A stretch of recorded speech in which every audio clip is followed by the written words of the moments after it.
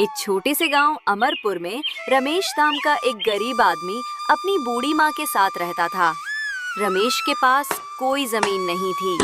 इस वजह से वो जंगल से लकड़ी काटकर बेचता और उसी से अपना और अपनी माँ का गुजारा करता था। रमेश बेटा, जल्दी निकल जा, सूरज उगाया है।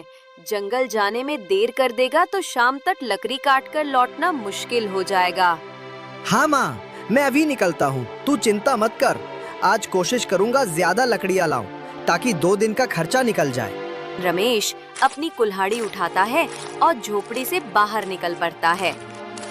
रमेश जंगल की ओर जा रहा था। अचानक रास्ते में उसे गांव का सेठ हरिहर मिलता है। अरे रमेश, कहाँ जा रहा है सुबह सुबह? प्रणाम सेठ जी, जंगल जा रहा हूँ लकड़ी काटने। माँ के खाने का इंतजाम करना है ना, बस वही करने निकल पड़ा। तू भी अजीब आदमी है रमेश, ना जमीन है ना खेत, बस यही जंगल की लकड़ियों से पेट पालता है। सेठ जी, भगवान ने जो दिया है उसी में जी रहा हूँ। बात तो ठीक कहता है तू। अच्छा सुन, मुझे अपनी गाय की गौशाला बनाने के लिए कुछ लकड़ियों की जरूरत पड़ेगी, क्या तू ला सकेगा? क्यों नहीं सेठ जी, अगर आपको लकड़ी चाहिए तो मैं पहुंचा दूंगा। बस बता दीजिए कितनी चाहिए और कब तक। अच्छा, तो कल से ही लकड़ी मेरे गोदाम में पहुंचाना शुरू कर, दाम अच्छा दूंगा।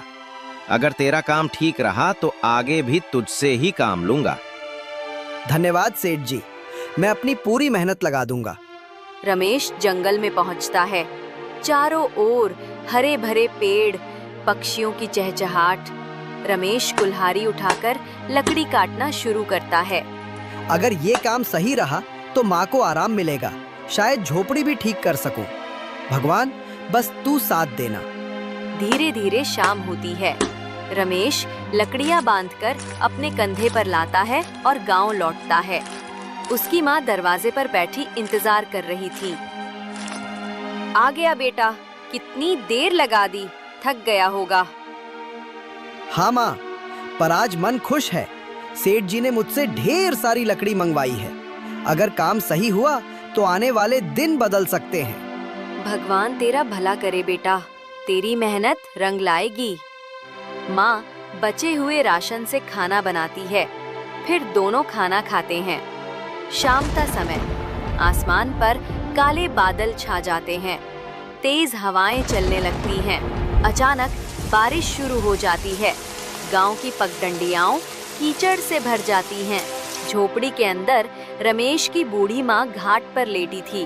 बारिश में चल रही ठंडी हवा से रमेश की माँ को तेज बुखार हो गया था। ओ राम, ओ रमेश, मेरा सिर जल रहा है बेटा। अरे माँ, ये क्या हो गया? तेरा शरीर तो तपा हुआ है। तू बिल्कुल चिंता मत कर, मैं अभी तेरे लिए दवा लेकर आता हूँ। इसके बाद रमेश तुरंत भीगते हुए बाहर निकल जाता है। तेज बारिश में रमेश की हालत भीगकर बदतर हो जाती है। वो भीगते हुए सेठ हरिहर के हवेली पर पहुंचता है और दरवाजा खटखटाता है। तभी दरवाजा खुलता है और सेठ अंदर से निकलता है। अरे रमेश, तू इस वक्त और इस बारिश में यहाँ क्या कर रहा है? सेठ जी, मेरी माँ को तेज बुखार हो गया है। हालत बहुत खराब है। घर में ना दवा है ना राशन। मुझे पैसों की सख्त जरूरत है। तो तू चाहता क्या है? सेठ जी, मुझे कुछ ज्यादा पैसे उधार दे दीजिए। मैं कुछ पैसे लकड़ी में कटवा दूंगा और बाकी मैं मजदूरी करके लौटा दूंगा। ठीक है रमेश, पैसे तो मैं दे दूंगा, लेकिन ब्याज देना होगा। ब्याज? सेठ जी, मैं गरीब आदमी हूँ, ब्याज के साथ पैसे कैसे लौटाऊंगा? तो सुन, मैं बिना ब्याज के पैसे नहीं देता। यदि ब्याज के साथ पैसे देने हैं तो बता, वरना पैसे भूल जा। ठीक है सेठ जी, जो शर्त आप कहें मैं मान लूंगा। ये ले कुछ रुपए, और याद रखना रमेश, ब्याज सहित पैसे समय पर चुका देना, वरना तू जानता ही है। धन्यवाद सेठ जी, मैं मेहनत करके एक एक पैसा चुका दूंगा। रमेश बारिश में फिर से भीगता हुआ डॉक्टर मोहन की झोपड़ी की ओर दौड़ता है। डॉक्टर मोहन एक दिया लेकर दरवाजा खोलते हैं। अरे रमेश, इस तूफानी बारिश में यहाँ क्या कर रहा है? सब ठीक तो है? डॉक्टर मोहन, मेरी माँ को तेज बुखार हो गया है, कृपा करके कुछ दवा दे दीजिए। ओह ठीक है, रुक, मैं अभी जड़ी बूटियां तैयार करता हूँ। डॉक्टर मोहन जल्दी से एक छोटी थैली में दवा भरकर रमेश को देते हैं। ये दवा हर 3 घंटे में देना, माँ को आराम मिलेगा। धन्यवाद डॉक्टर मोहन। रमेश पैसे देकर झोपड़ी की ओर लौटता है। माँ देखो, डॉक्टर मोहन से दवा ले आया हूँ, ये लो, अभी खा लो। रमेश माँ को दवा खिलाता है और पानी पिलाता है। कुछ देर बाद माँ का पसीना छूटता है। अरे, अब थोड़ा आराम लग रहा है बेटा। भगवान का शुक्र है माँ, तू जल्दी ठीक हो जाएगी।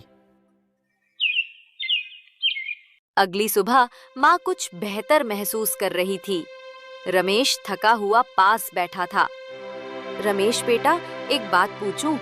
ये दवा और खर्च के लिए पैसे तू कहाँ से लाया? माँ, कल रात में सेठ हरिहर के पास गया था, उनसे उधार लिया है, मगर सेठ ने ब्याज की शर्त रखी है। ओ बेटा, ब्याज वाला पैसा गरीब आदमी को और गरीब बना देता है। हमें सोच समझकर कदम रखना होगा। हाँ माँ, लेकिन उस समय और कोई रास्ता ही नहीं था। माँ कुछ देर सोचती है। रमेश, क्यों ना तू इन बचे हुए पैसों से समोसे बनाकर बेचने लगे? देख, इस बरसात में लकड़ी सुखाना और बेचना मुश्किल होगा, पर गर्मा गर्म समोसे लोग खुशी से खरीदेंगे। अरे माँ, ये तो बहुत अच्छा सुझाव है। अगर काम चल पड़ा तो हम धीरे धीरे सेठ का उधार भी चुका देंगे। हाँ बेटा, मेहनत ईमानदारी से करोगे तो भगवान जरूर साथ देगा। इसके बाद रमेश कुछ पैसे लेकर गांव की किराना दुकान पर पहुंचता है। राम राम रामू, मुझे बेसन, तेल, हरी मिर्च, धनिया और मसाले चाहिए। समोसे बनाने का सामान दे दीजिए। अरे रमेश, तू लकड़ी का काम छोड़ अब समोसे बनाएगा? वारे किस्मत। हाँ रामू, वक्त के अनुसार रास्ता बदलना ही पड़ता है। मेहनत करूंगा, सब ठीक होगा। दुकानदार सामान तौलकर थैली में रख देता है। रमेश पैसे चुका देता है और घर की ओर लौट पड़ता है। उसकी माँ पहले से तैयार बैठी थी। माँ, सारा सामान ले आया हूँ, अब काम शुरू करें। हाँ बेटा, आज हम दोनों मिलकर मेहनत करेंगे, देखना सब अच्छा होगा। दोनों मिलकर समोसे बनाते हैं। झोपड़ी में समोसों की खुशबू फैल जाती है। रमेश, ये तो बहुत अच्छे बन रहे हैं, इन्हें बेचने ले जा और ईमानदारी से मेहनत कर। हाँ माँ, आज से हमारी नई शुरुआत होगी। रमेश समोसे एक टोकरी में रखता है और सिर पर उठाकर बाजार की ओर निकल पड़ता है। बाजार में लोगों की भीड़ थी। रमेश सड़क के किनारे एक साफ जगह पर टोकरी रखता है और ऊंची आवाज में समोसे बेचना शुरू करता है। गर्मा गर्म समोसे, ताजे और स्वादिष्ट समोसे, ले लो भाई, ले लो। कुछ लोग उसके आसपास रुककर देखते हैं, पर समोसे नहीं खरीदते। पास ही एक और ठेला लगा था, जहां पहले से समोसे बिक रहे थे। उस ठेले का मालिक था मनोज, जो वर्षों से बाजार में समोसे बेचता आ रहा था। अरे ये क्या, ये रमेश लकड़हारा ये समोसे बेचेगा, और वो भी मेरे सामने? इसकी इतनी हिम्मत। मनोज रमेश की ओर घूरता है।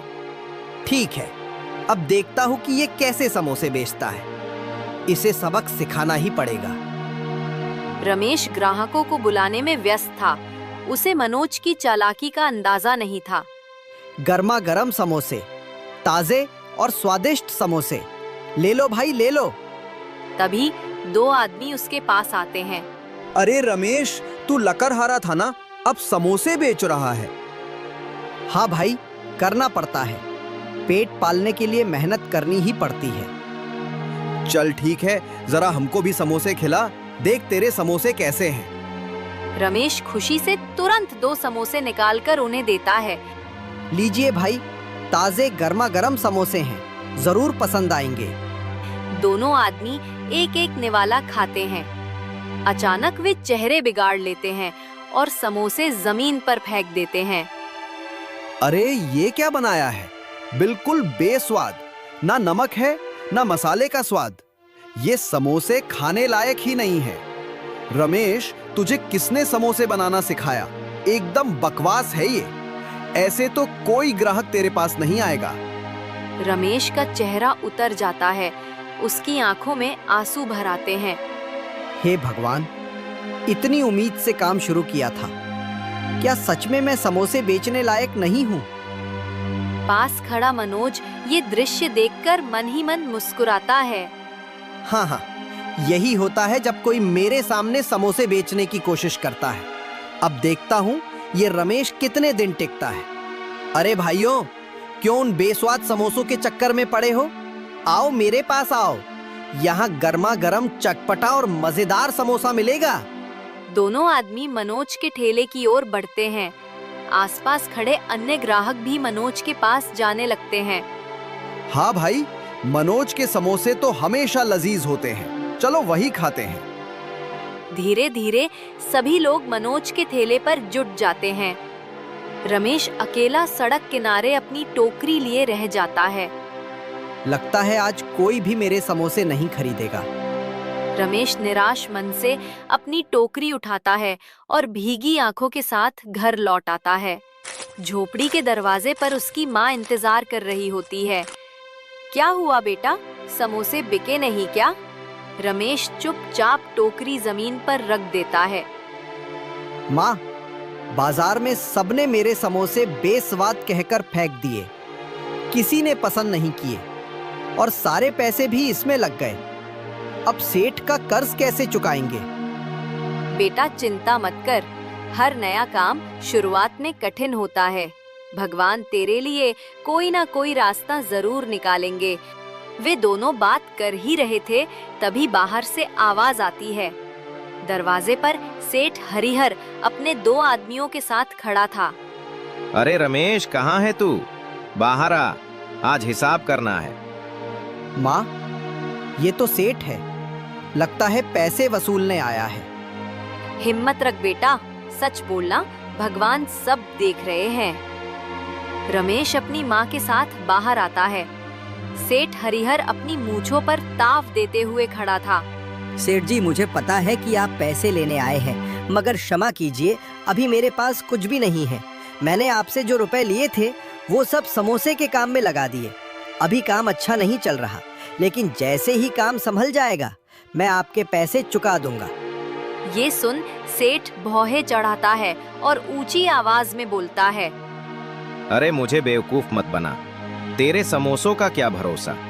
बिके या ना बिके, मैं यहाँ हाथ पर हाथ धरे कब तक बैठा रहूं? मैंने तुझे उधार पैसे दिए थे, कोई मजाक नहीं किया था। रमेश सिर झुका लेता है। उसकी माँ की आंखों में भी आंसू भर आते हैं। सुन ले रमेश, आज से ये घर मेरा है। जब तेरे पास पैसे हो तब आकर इसे छुड़ा लेना। अभी के अभी अपना सामान बाहर निकालो। सेठ के दोनों आदमी आगे बढ़कर झोपड़ी के अंदर घुसते हैं। वे बर्तन, कपड़े और चटाई उठाकर बाहर फेंकना शुरू कर देते हैं। सेठ जी, ऐसा मत कीजिए, मेरी बूढ़ी माँ कहाँ जाएगी? बेटा सब्र रख, भगवान सब देख रहे हैं। आसपास के कुछ गांव वाले ये दृश्य देखकर इकट्ठा होने लगते हैं, पर कोई भी सेठ के डर से आगे नहीं आता। रमेश और उसकी माँ अपना सामान उठाकर गांव से बाहर निकलते हैं। चलते चलते वे नदी किनारे पहुंचते हैं। नदी के किनारे पर घास और पेड़ पौधे थे। बेटा, अब हम कहाँ रहेंगे? माँ, जब तक भगवान साथ हैं, हम भूखे प्यासे नहीं मरेंगे। यही नदी किनारे एक छोटी सी झोपड़ी बना लेंगे। इसके बाद रमेश कुछ लकड़ियाँ और पत्ते इकट्ठा करता है। माँ उसकी मदद करती है। धीरे धीरे दोनों एक छोटी सी कच्ची झोपड़ी बना लेते हैं। देख, अब सिर पर छत तो है, चाहे कितनी भी छोटी क्यों ना हो। हाँ माँ, ये झोपड़ी ही हमारे लिए महल से कम नहीं। कुछ समय बाद रमेश फिर से अपने बनाए समोसे टोकरी में रखकर बाजार जाता है। उसका चेहरा उम्मीद से भरा था। शायद आज कोई मेरे समोसे खरीदे, शायद आज सब कुछ बदल जाए। वो सड़क किनारे बैठ जाता है और आवाज लगाता है, गर्मा गर्म समोसे, घर के बने समोसे, लो भाई लो। उसी समय एक बूढ़ा कमजोर आदमी लाठी टेकते हुए मनोज के ठेले के पास पहुंचता है। उसका चेहरा भूख से मुरझाया हुआ था। बेटा, सुबह से कुछ नहीं खाया, जरा कुछ खाने को दे दो, पेट में कुछ सहारा हो जाए। मनोज बूढ़े की ओर देखता है, फिर गुस्से में चिल्लाता है। अरे तुझे दिख नहीं रहा? यहाँ कितनी भीड़ लगी है। जाओ आगे बढ़ो, न जाने कहां कहां से चले आते हैं। उसी समय रमेश दूर से ये दृश्य देख रहा होता है। उसकी आंखों में करुणा भर आती है। बूढ़ा आदमी धीरे धीरे लाठी टेकते हुए रमेश के पास आता है। बेटा, बहुत भूख लगी है, अगर कुछ खाने को हो तो दे दो। रमेश बूढ़े को देखता है। ठीक है बाबा, वैसे भी मेरे समोसे कोई नहीं खा रहा, आप ही खा लीजिए। रमेश अपने हाथ से प्लेट में 2 गर्मा गर्म समोसे रखकर बूढ़े को देता है। पहला निवाला लेते ही उसका चेहरा चमक उठता है। वाह बेटा, तुम्हारे समोसे तो बहुत स्वादिष्ट हैं, सचमुच गजब का स्वाद है। बाबा, क्या आप सच कह रहे हो? सब तो कहते थे कि मेरे समोसे बेस्वाद हैं। अरे बेटा, मैं झूठ क्यों बोलूंगा? यकीन न हो तो खुद खाकर देख ले। रमेश थोड़ी हिचकिचाहट के साथ टोकरी से एक समोसा उठाता है। अरे ये तो सच में बहुत स्वादिष्ट है, ये कैसे हो गया? रमेश की आंखों में हैरानी के साथ खुशी भी झलकने लगती है। बूढ़ा आदमी मुस्कुराते हुए रमेश की ओर देखता है, फिर वो अपनी झोली में हाथ डालता है और एक छोटी सी थैली निकालकर रमेश को देता है। बेटा, ये बहुत दुर्लभ जड़ी बूटी है, इसे जब भी अपने समोसे में मिलाएगा तेरे समोसों का स्वाद कई गुना बढ़ जाएगा। लेकिन याद रखना, ये बूटी सिर्फ भलाई के काम में ही इस्तेमाल करनी है। बाबा, आप कौन हैं और मुझे ये सब क्यों दे रहे हैं? बूढ़ा मुस्कुराता है और धीरे धीरे गायब हो जाता है। ये बाबा थे या खुद भगवान का कोई रूप? संध्या तक रमेश के कुछ और समोसे बिक जाते हैं। वो थका हुआ मगर थोड़ा खुश होकर घर लौट आता है। माँ, आज भगवान ने चमत्कार कर दिया। कुछ समोसे बिक गए और हाँ, एक बाबा ने मुझे एक जड़ी बूटी दी। बेटा, हो सकता है वो बाबा भगवान के ही भेजे दूत हो, उनकी बात को हल्के में मत लेना। सुबह होते ही रमेश गांव की किराना दुकान पर पहुंचता है। रामू, ये कुछ पैसे हैं, बाकी उधार में लिख लीजिए। मुझे समोसे बनाने का सामान चाहिए। ठीक है रमेश, तू ईमानदार आदमी है, तेरे लिए उधार लिख दूंगा। रमेश सामान लेकर घर लौटता है। घर पहुंचकर माँ और बेटा मिलकर समोसे बनाने लगते हैं। रमेश बाबा की दी हुई जड़ी बूटी उठाता है और मसाले में मिलाता है। जैसे ही जड़ी बूटी मिलती है, रसोई में एक अद्भुत और मनमोहक खुशबू फैल जाती है। माँ, ये कैसी अद्भुत सुगंध है। लगता है सचमुच ये जड़ी बूटी जादुई है। बेटा, अब तेरे समोसे जरूर बिकेंगे। रमेश ताजे और सुगंधित समोसे टोकरी में भरता है और उम्मीद भरी नजरों से बाजार की ओर चल पड़ता है। बाजार पहुंचते ही समोसे की महक चारों ओर फैलने लगती है और लोग उसकी ओर मुड़कर देखने लगते हैं। तभी 2 आदमी उस उत्साह से रमेश की ओर बढ़ते हैं। अरे भाई, क्या डाला है समोसे में? खुशबू तो बड़ी लाजवाब आ रही है। हाँ भाई, जल्दी खिलाओ, रुका ही नहीं जा रहा। रमेश मुस्कुराते हुए उन्हें गर्मा गर्म समोसे परोसता है। दोनों आदमी समोसे लेते हैं। वाह भाई, कमाल कर दिया। तुम्हारे समोसों में तो बिल्कुल अलग ही स्वाद है, ऐसा तो हमने कहीं नहीं खाया। सही कहा, ये समोसे तो जैसे मुंह में घुल रहे हैं। भाई, हमें और पैक कर दो। धीरे धीरे लोग इकट्ठे होने लगते हैं। कोई खुशबू से आकर्षित होकर आता है, कोई पहले खा चुके लोगों की तारीफ सुनकर रमेश के पास भीड़ लग जाती है। भैया, 2 समोसे इधर भी देना। रमेश पसीने से लथपथ होते हुए भी प्रसन्नता से सभी को समोसे परोसता जाता है। संध्या तक रमेश के सारे समोसे बिक जाते हैं। वह टोकरी उठाकर हल्की थकान के साथ मगर दिल में अपार खुशी लिए घर की ओर चल पड़ता है। माँ, आज तो चमत्कार हो गया। मेरे सारे समोसे बिक गए। लोग बार बार तारीफ कर रहे थे। देखा बेटा, भगवान मेहनती और नेक दिल का साथ कभी नहीं छोड़ते। अगली सुबह का बाजार। सुबह सुबह रमेश टोकरी में ताजे समोसे लेकर बाजार पहुंचता है। समोसे में बाबा की दी हुई जड़ी बूटी मिलाता है। थोड़ी ही देर में समोसों की सुगंध चारों ओर फैल जाती है। अरे वही समोसे वाला आ गया। चलो जल्दी जल्दी ले ले वरना खत्म हो जाएंगे। कुछ ही देर में रमेश की दुकान पर भीड़ लग जाती है। उधर मनोज अपने ठेले पर गुस्से से देख रहा था। उसके ठेले पर एक भी ग्राहक नहीं था। हम ये लकड़हारा कहाँ से समोसे वाला बन गया और ऊपर से सब लोग इसके ठेले पर टूट पड़ते हैं। मुझे तो एक एक ग्राहक के लिए आवाज लगानी पड़ रही है। आखिर चक्कर क्या है, क्योंकि इसमें ऐसा कोई हुनर नहीं है। इस प्रकार धीरे धीरे दिन बीतते हैं। रमेश का नाम पूरे गांव और आसपास के कस्बों में फैल जाता है। कुछ महीनों में रमेश अब सड़क किनारे से हटकर एक छोटी सी दुकान खोल लेता है। रमेश की दुकान पर ग्राहकों की लंबी कतार लगी थी। भैया 2 प्लेट समोसे देना और हाँ, चटनी ज्यादा डालना। रमेश सबको खुशी खुशी परोसता है। उसकी माँ दुकान के कोने में बैठकर गर्व से बेटे को देखती रहती है। कुछ दिनों बाद रमेश कमाई का बड़ा हिस्सा लेकर सीधे सेठ के घर पहुंचता है। सेठ दरवाजे पर बैठा हिसाब किताब लिख रहा होता है। सेठ जी, ये लीजिए आपके सारे पैसे। अब कृपा करके मेरा घर मुझे वापस कर दीजिए।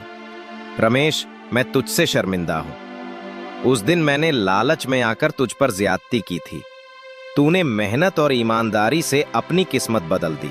मैं तुझसे माफी मांगता हूँ। जा, अब तेरा घर तेरा हुआ। भगवान तुझे और तरक्की दे। धन्यवाद सेठ जी। रमेश घर लौटता है।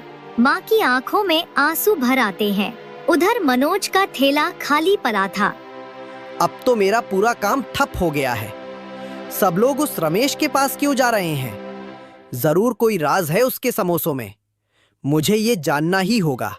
एक शाम रमेश दुकान बंद करने के बाद घर पर समोसे बनाने की तैयारी कर रहा होता है। वह अपने छोटे से डिब्बे से बाबा की दी हुई जड़ी बूटी निकालकर समोसे में डालता है। उस समय खिड़की के पीछे छिपकर मनोज सब देख रहा होता है। ओ, अब समझा। यही उस जड़ी बूटी का कमाल है। बिना इसके तो उसके समोसे साधारण ही होंगे। अब देखता हूँ रमेश, तेरी दुकान कैसे चलती है। रात गहराने पर रमेश और उसकी माँ सो जाते हैं। तभी मनोज दबे पांव रमेश के घर में पहुँचता है और उस डिब्बे को ढूंढ निकालता है। मिल गया, यही है वो जड़ी बूटी। अब आएगा असली मजा। कल से लोग फिर मेरे पास ही आएंगे। वह डिब्बा अपने हाथ में दुखाकर चुपके से निकल जाता है। अगली सुबह रमेश दुकान की तैयारी में जुटा था। रमेश डिब्बा निकालने अलमारी में हाथ डालता है, लेकिन डिब्बा नहीं मिलता। रमेश पूरे घर के कोने कोने में ढूंढता है, लेकिन जड़ी बूटी का डिब्बा कहीं नहीं मिलता। उधर मनोज अपनी थैली के पास बैठा था। सामने वही चुराई हुई जड़ी बूटी का डिब्बा रखा था। हाँ, अब देखना, जब ये समोसे तैयार होंगे तो खुशबू चारों ओर फैल जाएगी और लोग फिर से मेरी ठेली पर टूट पड़ेंगे। रमेश का खेल अब खत्म। वह जल्दी जल्दी समोसे थैले पर सजा देता है। कुछ ही देर में बाजार में लोग आते हैं। एक ग्राहक मनोज की थैली पर खड़ा होकर सूंघता है। अरे ये कैसी गंध है, बड़ी अजीब सी लग रही है। खुशबू तो बिल्कुल वैसी नहीं जैसी रमेश के समोसों से अटैक्स थी। चलो फिर भी एक खाकर देखते हैं। वे समोसा लेते हैं और जैसे ही मुंह में डालते हैं तुरंत थूक देते हैं। अरे ये तो कड़वा और बेस्वाद है। क्या मिला रखा है इसमें? भाई ये तो सेहत बिगाड़ देगा। चलो यहाँ से चलते हैं। मनोज के माथे पर पसीना छलकने लगता है। वह खुद एक समोसा खाता है और तुरंत खांसने लगता है। अरे ये तो सचमुच कड़वा है। उस रमेश के समोसे ऐसे कैसे मीठे और स्वादिष्ट हो गए? मैंने तो वही जड़ी बूटी मिलाई थी।